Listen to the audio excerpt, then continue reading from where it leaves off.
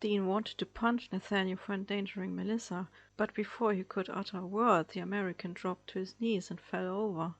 Melissa scrambled towards the unconscious man. "We need to help him." Help him? Dean didn't believe his own ears. How could Melissa want to help the man that had almost killed her? "I could just shoot him," Merlice offered while still wrestling with the rifle, and Dean didn't dislike the idea, to be honest. He had never seen his future wife grow that angry in such a short time. In one motion she got up and ripped the gun out of the demon's hands. Merlice just looked dumbfounded at Dean. The demon seemed almost afraid. "He is a good man," she declared, obviously broken up about the thought of losing Nathaniel. "You will get into town and come back with whiskey," she pointed at Dean. "And you get the water hose and the cotton shirt from the back." "Why do I have to get into town?" Dean argued. "And when did you become a doctor?" "Firstly, Merlice is stronger than you," she answered in a tone that tolerated no objections. "And secondly, I didn't, but I read books about it in your father's library." Defeated and far from understanding, Dean went outside to mount his horse. "Why do humans fall in love again?"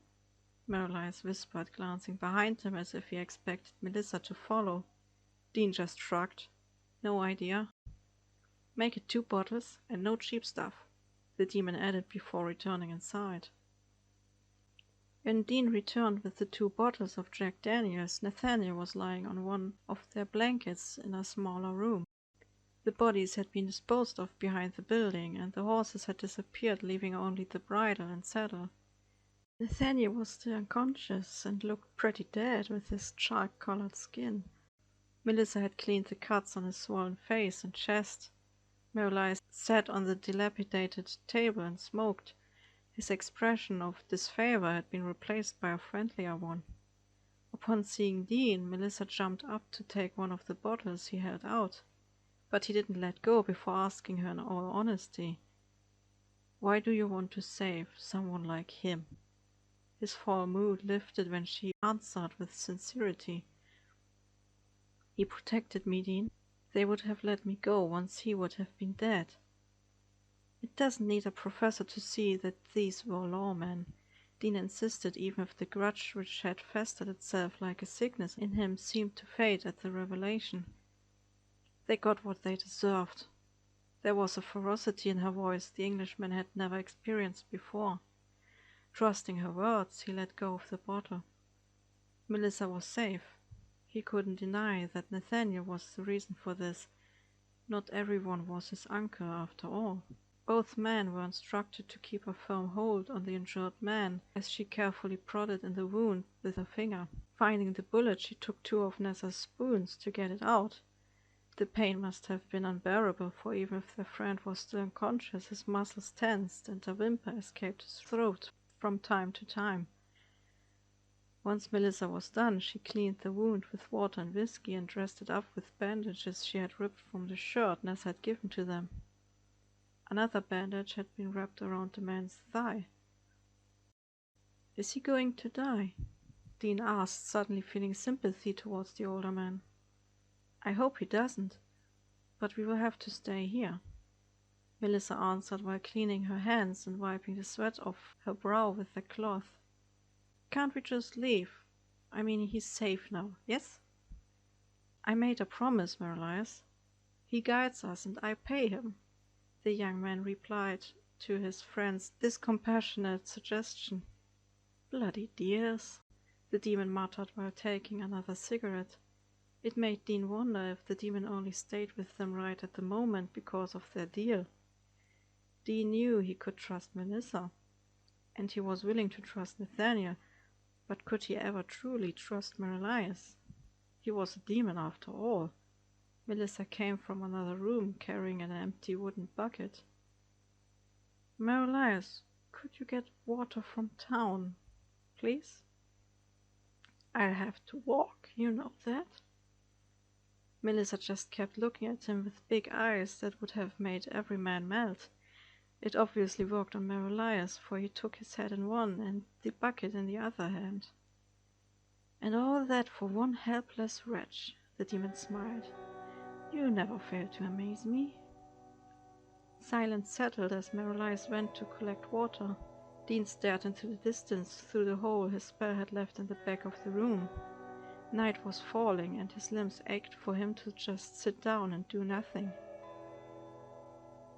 "How's the seal doing?" Melissa asked, embracing him from behind. Dean remembered feeling a sharp pain in his head, letting him almost faint when he had launched the attack. He wondered how much it would take for him to break free. Nessa had warned him of the dangers. It's still there, but the cracks are growing. He turned around to show her the mark Nessa had burned into his skin. He was proud of the progress he had already made. "Are you fine? When you use your gift, I mean." "Everything's fine, love." Dean faked a reassuring smile. He didn't want her to worry. She had enough on her mind already. A cold wind blew through the room from the hole in one wall to the other. They laid down in the same room Nathaniel slept in to escape the weather, especially as a storm started raging outside with the rain pouring down. The night was rough, since Melissa often woke up to check on Nathaniel. The cowboy had started to shiver in his sleep as a fever was beginning to take hold of him. She tried to get some water into the barely conscious man, but it was of little use. Nathaniel was too weak and fell asleep again after groaning in pain. When Merylise came with the bucket full of water, he had been drenched to the skin. Dean drew a circle on the wooden floor of the main room that probably had been a kitchen once, even if Merylise claimed to not mind since demons didn't feel cold. Dean had the impression the warming fire made his friend relax a bit more. Nathaniel remained comatose for the next few days, in which Melissa tried to give him some water and food. Merylise had suggested to just force it down the sick man's throat, which of course didn't go well with Dean's fiancé. Deep bags started to show under Melissa's eyes, and she looked worn. Their sick friend struggled with the fever. He sometimes even seemed to hallucinate, calling Dean for Joshua, or what happened more often, using Grace instead of Melissa. It didn't make sense to Dean until his fiancé told him of Nate's brother being shot. Dean figured that the man probably saw his dead family as he struggled to stay on the right side of the veil. At first, he seemed to lose the fight, but then their friend got better as the massive fever finally went down little by little. Dean was sitting next to him when he opened his eyes. They had started taking turns in watching Nathaniel, or Dean and Melissa at least, since their demonic friend didn't need sleep. "You look good, Nate," Merylise said in a voice dripping with irony, emphasizing the two syllables of the name with a broad smile. "Shut up, Merylise," came the weak response. Nathaniel took a moment to realize before asking, sincerely confused, "Why ain't I dead?" Dean only looked at him, equally confused about the strange question. "I remember you two rushing in, looking at me like I was the devil himself." "Believe me, you are not the devil," Merylise snickered in a low voice. "I heard what you did for Melissa," Dean answered, trying to sound friendlier than before. "I don't know how to thank you." Nathaniel looked around, moving only his head. "How about passing me that bottle?" he said, trying to smile. Dean helped him up so he could lean against the wall next to the occultist. Nathaniel took a mouthful of the brown liquid, needing a bit of help to lift the bottle. The cowboy offered Dean to take a sip too, but he just passed the alcohol to Merylise. The demon took a gulp and lit a cigarette. "I could use some tobacco," Nathaniel said with a longing. Merylise shook his head and lit a second cigarette with his lighter. "You need to stop spitting, mate. You are not a bandit." He offered the glowing tube to the man on the opposite wall. Only hesitantly the older man reached out to take it. "You think?" Nathaniel challenged him with his cocky smirk. The grey eyes seemed livelier now. "Breaking rules and being evil are two different things. I'm going to end up on a rope either way." "Not if you're with us." Dean assured him, and for a moment Nathaniel looked at the both of them in surprise before he grinned like someone reliving a happy memory. "You all remind me of my friends in the army. However dire it was, in the end we would sit around the fire singing songs and passing a bottle between us." A hint of melancholy sneaked itself into his expression as he spoke. He raised his arm to take another puff with visible effort while staring at something only he could see. Dean didn't know what to do to lift his friend's heavy mood. Marius reacted by passing Dean the bottle, mouthing a "give it to him." With Dean's help, Nathaniel took another pull. "Where are your friends now?" he asked, giving the whiskey back to the demon. "Many of them died," Nathaniel uttered with a blank stare. "I was their major, and I left them to die." "You're not the kind of man to run away," Marius spoke, urging the man to explain. Nathaniel took a moment to seemingly gather his thoughts. Towards the end of the war, our situation was beyond hopeless. My surviving man was catched in a dead end by approaching Yankees. I wanted to go and help, but the general ordered me to stand down. Nathaniel paused to take another drag from his cigarette. Everyone in my charge that day died. I had killed dozens of enemies to protect those behind me, but I didn't manage to save them next to me. Couldn't save anyone in the end. Dean could see the exhaustion from just talking to them as his friend closed his eyes, leaning his head against the wall. "Conflict leads to suffering, Nathaniel. That's reality." Marius spoke in an, for him, unusually weary voice that belied his young appearance. "You ain't no stranger to life," Nathaniel uttered, seemingly dozing off again. "I've been around for a little while." The demon cast a meaningful glance towards Dean.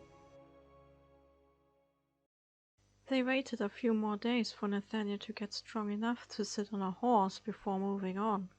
It turned out he could be quite talkative, especially after Dean enlightened him about the magic in this world. The young man didn't name the existence of hell, since he feared Nathaniel would not take it well with what he had done. Dean himself had been raised with faith, yet the knowledge that it wasn't just superstition made him somewhat easygoing on that topic. It was nothing mysterious or unproven to him. To tell an occultist about demons was as if one told Isaac Newton about falling apples. Yet Nathaniel seemed firmer in his belief. It would possibly pull the rug from under his feet. As a devout Christian, he would be convinced of him going to hell, and Dean wanted to spare him the certain knowledge of his cruel fate. Nor did he mention the truth about Marius, who had started to enjoy teasing the southerner about faith. Not that Nathaniel minded, he knew how to handle the troublemaker, and often the teasing would continue over the whole day. Right before carrying on with their journey, Dean once more rode into town to pick up the necessary provisions. When he came back, he just saw Melissa take the dead captain's knife and gun. "Melissa, what are you doing?" "Defending myself, in case something happens." Dean didn't know if he should approve of that. He always tried to find a peaceful way, or at least one that didn't involve killing people. "You want to shoot people." "I don't have to shoot them in the chest," she countered. Dean wanted to argue further when he felt a hand on his shoulder. Nathaniel was standing next to him, his rifle on his back and his Colt in the holster concealed beneath the coat. With a nod from Dean, the man took the Colt from the table and placed it in Melissa's hands. "Take it if you feel safer. But for your own sake, I hope you don't ever have to use it." Turning to Dean, he added, "It is a dangerous place for women, and you can't always expect to be around." Dean knew his friend was right, still he didn't like the thought of Melissa shooting people. Even if he walked steady, Nathaniel still grimaced upon mounting his horse. Melissa had warned him that the wound needed more time, but none of them wanted to stay longer than necessary. The danger of being found by the wrong people was too great, especially for an outlaw. Just like before, Nathaniel took the lead, but this time they rode closer together. The encounter hadn't been exactly pleasant, but it had shown them to each other who they were. Dean had started to respect the older man, and Nathaniel himself seemed to be more at ease around them. Sensing someone riding up next to him brought Dean back to reality. It was Merelias. His face looked troubled. "What is it?" The demon started hesitantly. "I just wish I could hear him," Merelias confessed. Dean studied the black-haired man next to him, who shouldn't be a man at all. "Why?" he asked in the end. "Is it one of your lost powers?"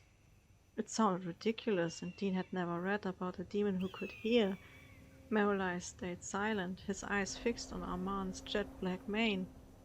He suddenly wore the face of someone about to lose something precious. "Merelias?" Hearing Dean's worried tone, he looked up. His mouth opened, but the words seemed stuck in the demon's throat. What could be so troubling for a supernatural entity? "I can't," Merelias stuttered, almost whispering. "I'm sorry, Dean, but I can't tell you." "Looks like I'm not the only one with issues," Dean joked, trying to distract his friend. And indeed, Merelias smiled, looking a bit more like himself again. "Welcome to the party, mate." They covered a good distance before the sky grew dark once again, and when they had passed a river, Nathaniel even stopped to wash himself. Following his example, Dean and Melissa did the same, with the last one being protected from being observed by anyone. Dean had made sure nobody would be there, and Nathaniel and Merelias had sat down with their backs to the water. Upon seeing the still foreign landscape, Dean thought about how much he missed England. America was different, the forests were different, and the geography changed to mountains and strands of rocky, dusty nothing far too often. Certainly Melissa was feeling the same, for she looked around with that longing gaze as they made camp. This time Dean made the fire under the silent observation of Nathaniel. Merelias automatically offered the cowboy a cigarette as he lit one for himself. There they sat, a demon and a Christian, smoking like two dear comrades. Dean smiled at the utterly preposterous picture in front of him. The smile soon turned into a frown when Melissa handed him another can of baked beans. "I swear to God, when we get home I will never eat beans again." Melissa only smiled at the comment. "Who's Grace, Nate?" Melissa sounded casual, but Dean could see the tension in her body language. Nathaniel looked up from his can. There was a strange glint in his eyes. Placing the food container on the ground as if done eating, he took a moment before answering with a steady, calm voice. "Grace was my wife. She died when my farm was burned to the ground." He started to wring his hands before continuing. "Her charred corpse was all found in the ruin. Only God knew how long she had been lying there, until I came home." Trying to extinguish the bitterness in his voice, he asked, "How do you know? You called me Grace when you had a fever." "I apologize for that," Nathaniel said to Dean. "No harm done. She wasn't the only one. You called me Joshua." Nathaniel waited a moment before deciding that he probably owed them some answers. "Joshua was my older brother. He died before I rose from the ranks, protecting me. He didn't speak with anger or grief, more like someone who had accepted fate but not forgotten what he lost. It's what older siblings do. It's what they ought to do," Nathaniel added as if to convince someone. "I once had a big brother, but we grew to hate each other," Merelias answered, lost in thought. What happened? We had a falling out, because I was an idiot. Perhaps you should talk to him, the cowboy advised. I haven't seen him in quite a while, and I don't know if he would ever forgive me. Merli's voice had changed again as he spoke about his past, just like when he had talked about demons and Nephilim. He sounded distant as his eyes had a stare down with an object invisible to everyone else. In moments like these, Dean wondered if demons and humans were that different. Merli seemed so human in many ways. His friend looked so troubled, sometimes Dean wished he could help him. But before he could prod, the demon snapped out of it, as Nathaniel answered, I think true forgiveness is something only the Lord can grant us. Lighting another cigarette, Merli scoffed. No redemption for me, then, he said, chuckling between two puffs, but Dean saw a hint of guilt in the almost yellow eyes that reflected the bright flames.